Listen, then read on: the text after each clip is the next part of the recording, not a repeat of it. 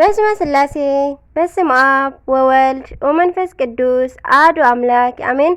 ሰላም እግዚአብሔር አምላክ ምስኩላትኩም ይኹን። ስድራ እግዚአብሔር አምላክ ከመይ ውዒልኩም? አነ እግዚአብሔር ይመስገን ክብሪ ይስፋሕ። መድኃኔዓለም አቦይ ጽቡቕ ውዒለ። ስንክሳር ዘወርሃ መስከረም 17 ናይ ዕለቱ ዝንበብ ዝጽለ ናይ ዕለቱ 17 ስንክሳር ድሰምዕ ዘንብብ ፍቕር ጎይታ ኣብ ልቡ ይዕንብብ ሓለዋን ጸሎትን ናይ ቅዱሳን ድማ ይረክብ።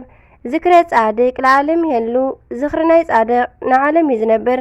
ካብ ኩሉ ክፉእ ዘበለ ክድሕኑ ንቕዱሳን ተማሕፀኑ ኣሜን። ብሩኽ ኣውደ ዓመት ይግበረልና ዓመት ንዓመት ድማ ይዕቆረና ኣሜን። ኣምላከ ሰላም ብመስቀሉ ይባርኸና ብመስቀሉ ይሕፀረና ካብ ኩሉ ክፉእ ዘበለ ኣሜን።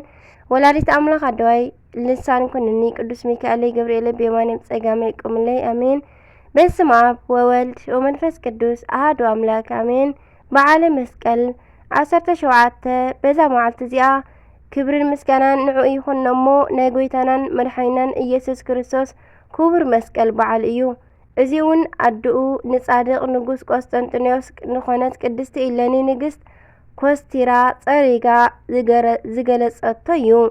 ቅዱስ መስቀል ብዙሕ ተኣምራት ማለት ለምጻማት ከንጽህ ዕውራት ኣዒንቶም ከበርህ ምውታን ከተንስእ ስለ ዝረአዩ ኣይሁድ ንመንቀኝነት ወይ ከዓ ንኽፉእ ኣይዓርፉን እሞ እዮም እሞ ከምኡውን ኣብ ሕጎም ይትቅትል ብእስየ ጻድቅ ማለት ጻድቅ ሰብ ኣይትቕተል ዝብል ስለ ዘሎ ጻድቅ ሰብ ቀቲሎም ተባሂሎም ኣብ ታሪክ ከይውቀሱ ስለ ዝፈርሑ ንቅዱስ መስቀል ንምጥፋእ ኣብ ጉድጓድ ቀቢሮም ተዃዒቱ ንኸይወፅእ ድማ ኩሉ ህዝቢ ኣብ ርእሱ ጉሓፍ ንኽጉሕፍ ኣዋጅ ኣወጁ እሞ እቶም ህዝቢ ድማ ንኣስታት 300 ዓመታት ዝኣክል ከምዚ ገበሩ። ወየ ጉሓፍ ድማ እናተኾመረ ክንዲ ዓብዪ እምባጎቦ ኮነ። ንግስቲ ኢለኒ ንቅዱስ መስቀል ካብ ዘለዎ ከተውፅኦ ዝብል መብፃዕኣ ክትፍጽም ናብ ኢየሩሳሌም ከደትሞ ኣበይ ከም ዘሎ ዝሕብራ ሰኣነት።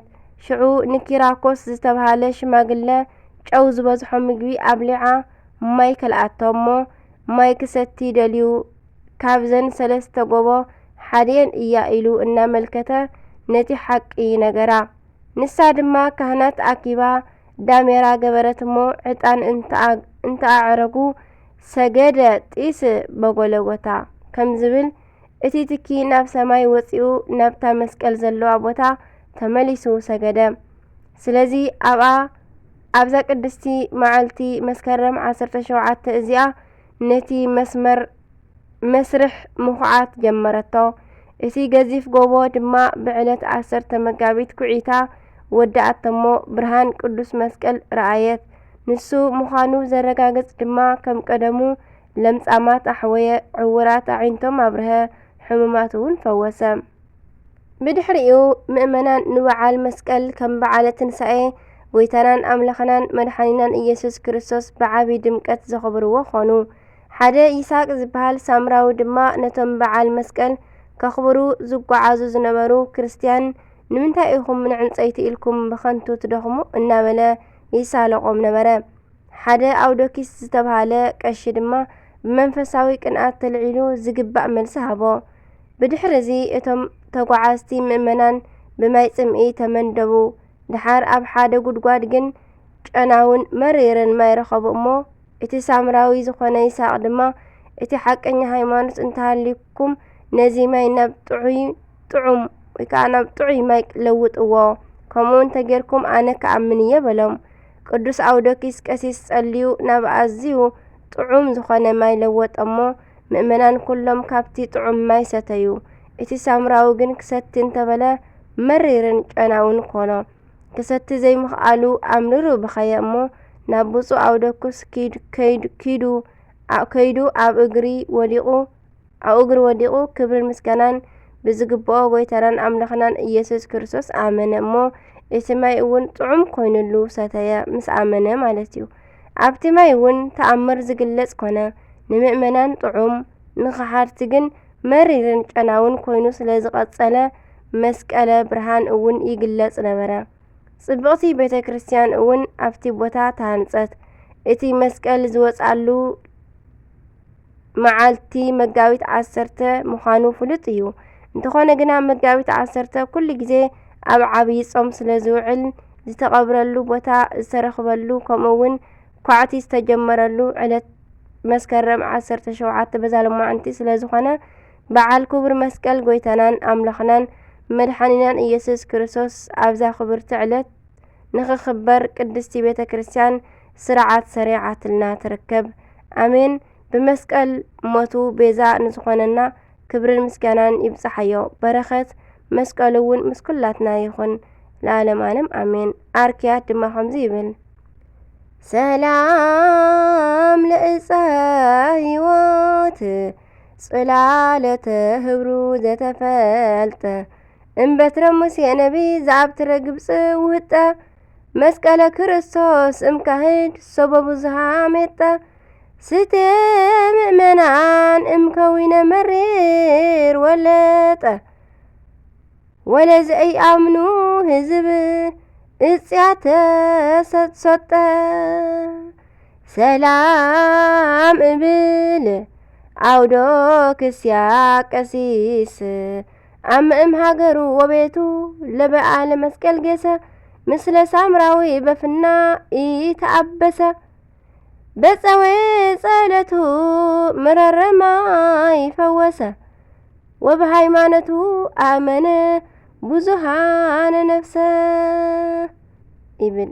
በረኸተ መሕደረና ቸርነት ምሕረት ይቕሬታ ናይ መድኃኒ ዓለም ከምኡውን ናይ መስቀል ክርስቶስ ምስክላትና ይኹን ኣሜን። ከምኡውን በዛ መዓልቲ እዚኣ ናይ ቅድስ ታኦግንስጣ ቅዱስ ዲዮናስዮስ መበል 14 ሊቀ ጳጳሳት እስክንድርያ ቅዱስ ኪርልያኖስን ሊልባን ከምኡውን ናይ ቅድስቲ ዮስጢናን ቴክስልጥናስን ቴክስ ልጥስን መዘከርታኦም እዩ። ይቕረታ እቲ ኣስማት ክስታይ ስለ ዝኾነ እዩ።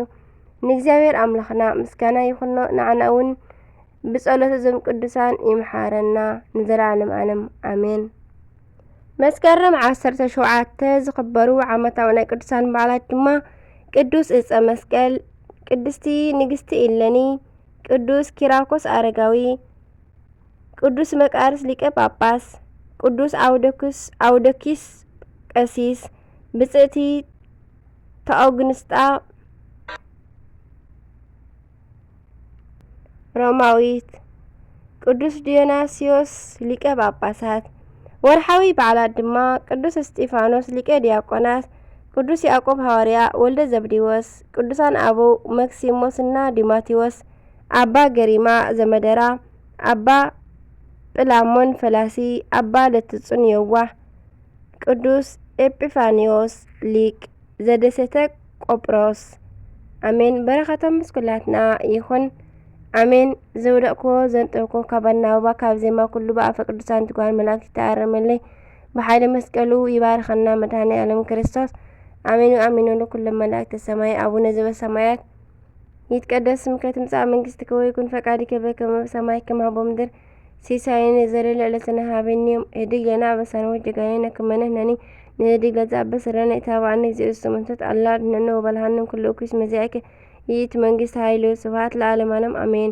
በሰላም ቅዱስ ገብርኤል መልአክ ኦ እግዝእቴ ማርያም ሰላም ለኪ ብሩክት አንቲ እምአንስት ወብሩክ ፍሬ ከርሥኪ ተፈሥሒ ፍሥሕት ኦ ማርያም ምልዕተ ጸጋ ምልዕተ ውዳሴ ምልዕተ ሞገስ ምልዕተ ኩሉ እግዚአብሔር ምስለኪ ሰአሊ ወጸሊ ምህረተ በእንቲአነ ምህረተ ኩሉ ዓለም ምህረተ ምድር አጋዚዝ ሀበ ፍቅር ወልድኪ ኢየሱስ ክርስቶስ ከመ ይስረለነ ኃጣውኢነ ተማኅፀነ በክራንቺ አሜን አሜን አሜን። ለይኩን ወስብሐት ለእግዚአብሔር ወለወላዲቱ ድንግል ወለመስቀሉ ክቡር አሜን።